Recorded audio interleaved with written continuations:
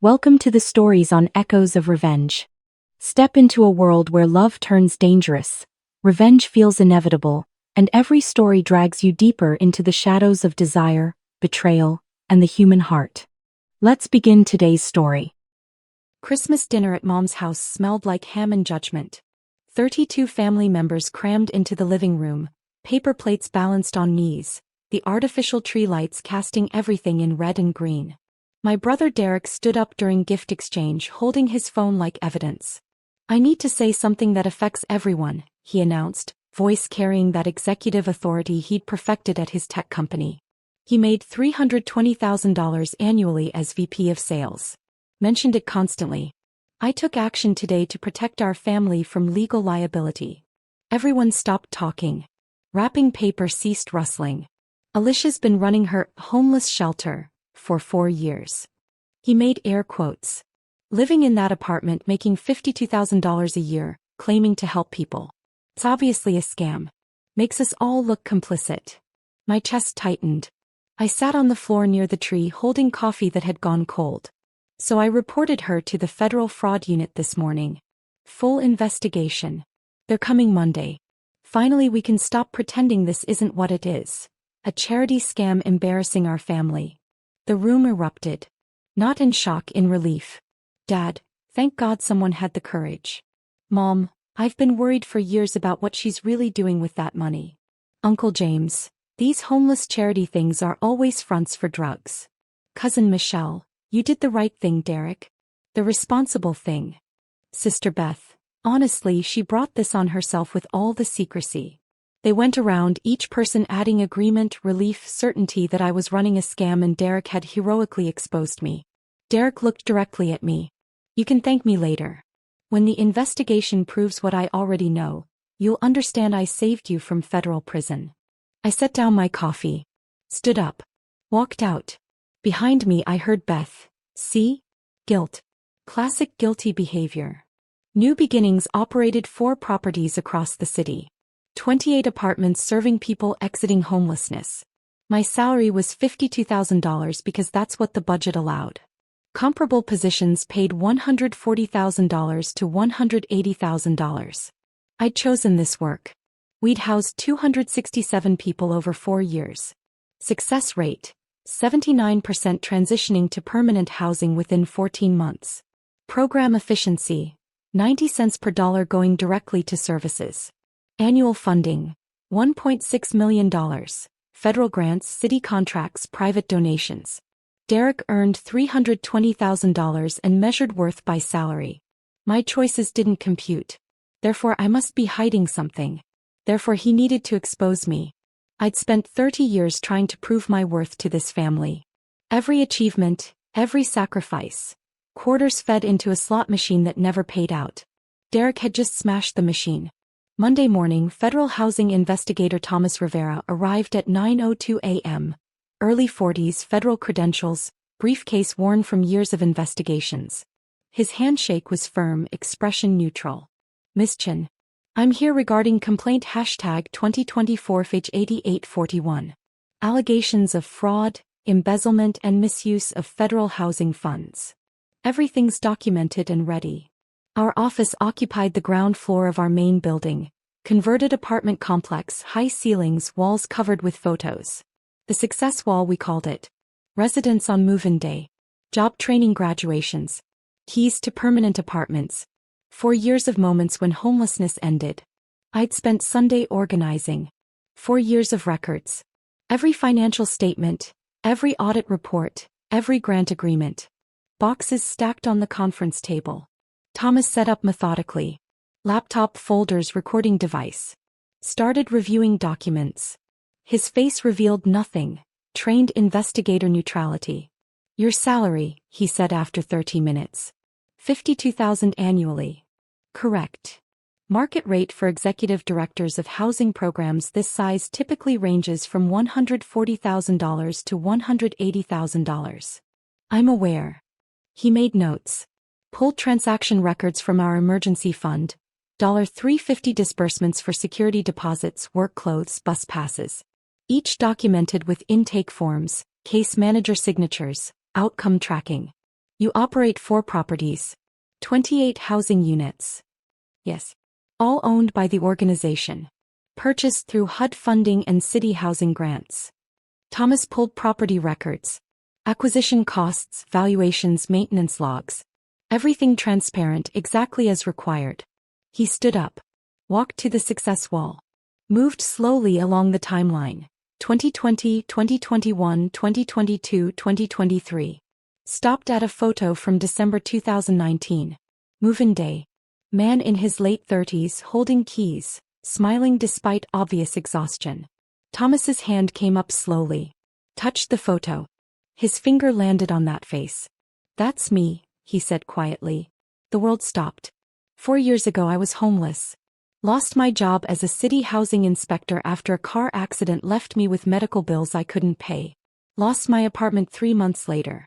Ended up in a shelter, then on the streets when the shelter hit capacity. He turned to look at me. His eyes were wet. A social worker gave me your intake number. I called on a Tuesday afternoon from a library computer. I was 39 years old, sleeping in my car, convinced my career was over. I remembered every call, every person, the weight of that conversation, the sound of someone trying not to cry while explaining they didn't know how to survive.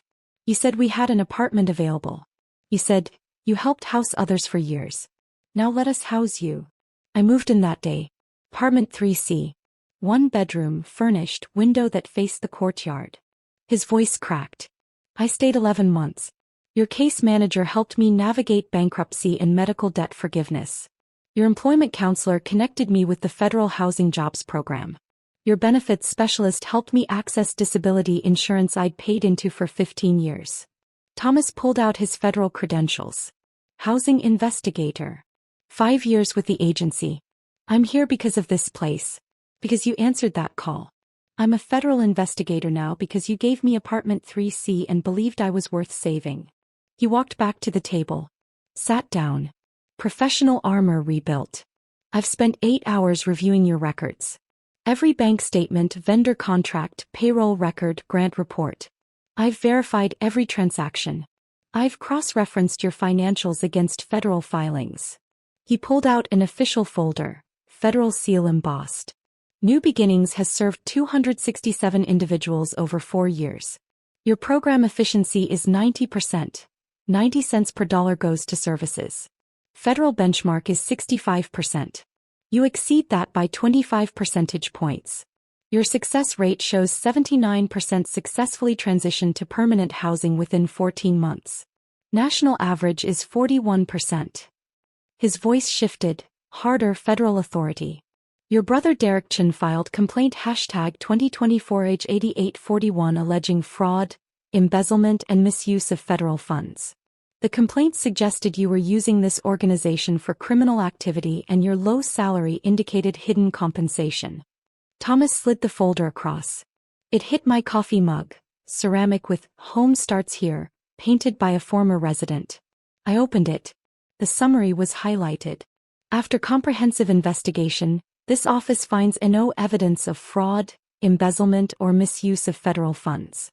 New Beginnings operates with exceptional transparency and effectiveness. Subject Alicia Chin has demonstrated exemplary integrity. This complaint is unfounded and closed. There's more, Thomas said. When I verified your personal finances, I found something requiring documentation. He pulled out bank statements. My statements. Highlighted transactions. 16 transfers over 4 years. $37,200 total. All to family members. Derek Chin, $18,400.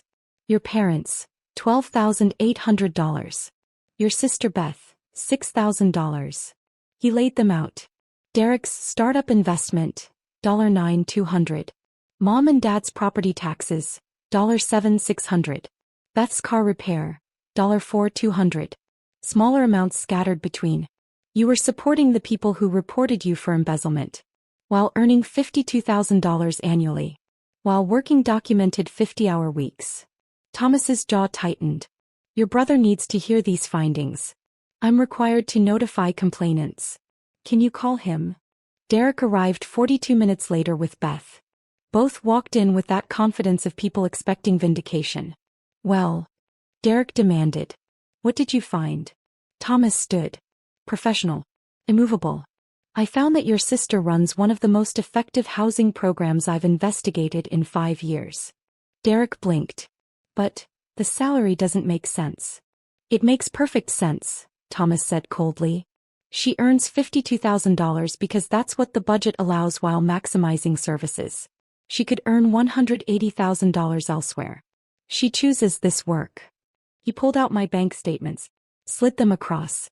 "She also provided $37,200 in financial support to you and your family over 4 years. While you reported her for embezzlement." Silence. Derek's face went pale. "We didn't." Beth started. "You didn't ask," Thomas said sharply. "You saw a salary you didn't understand and filed federal complaints alleging criminal activity. You triggered an investigation that could have destroyed an organization serving 267 people." He opened another folder. "I reviewed your financial records. Derek, you earn $320,000 annually. You received $18,400 in loans, never repaid. Your social media shows a $14,000 watch purchased 1 month after receiving funds from Alicia." Derek's face flushed. "Mr. and Mrs. Chin, you own a home valued at $590,000. You take annual cruises. Yet you requested $12,800 from your daughter for emergency property taxes while she earned $52,000. Thomas pulled out official documents. "I'm forwarding findings to the Federal Housing Administration with a recommendation that New Beginnings receive federal commendation. Your sister will be nominated for the National Housing Service Award." He looked at Derek and Beth. Expression carved from stone. "I'm also filing a report regarding malicious false reporting. Filing fraudulent federal complaints wastes government resources. Penalties include fines up to $10,000 each and potential criminal charges." "You can't," Derek started. "I already did. You'll receive notification within 10 business days." Thomas walked to the success wall. Touched that 2019 photo again. 4 years ago I was sleeping in my car. Your sister gave me apartment 3C. Helped me rebuild my career. I'm a federal housing investigator now because of what she did." He turned back to Derek. "You tried to destroy that because you couldn't understand why someone would choose purpose over a $320,000 salary. You measured her worth by her apartment size instead of her impact on 267 people." Thomas picked up his briefcase. Shook my hand. "Miss Chin, thank you for your service. Apartment 3C, December 2019. That's still me. That will always be me." He walked out. The door closed with finality. I looked at Derek and Beth. They looked smaller. "Alicia, we didn't mean," Beth started. "Yes, you did." My voice was steady. "You reported me to federal authorities because my life didn't make sense in your framework. You announced it at Christmas dinner like you'd done something heroic." I pulled out cease and contact letters. "Legal notification.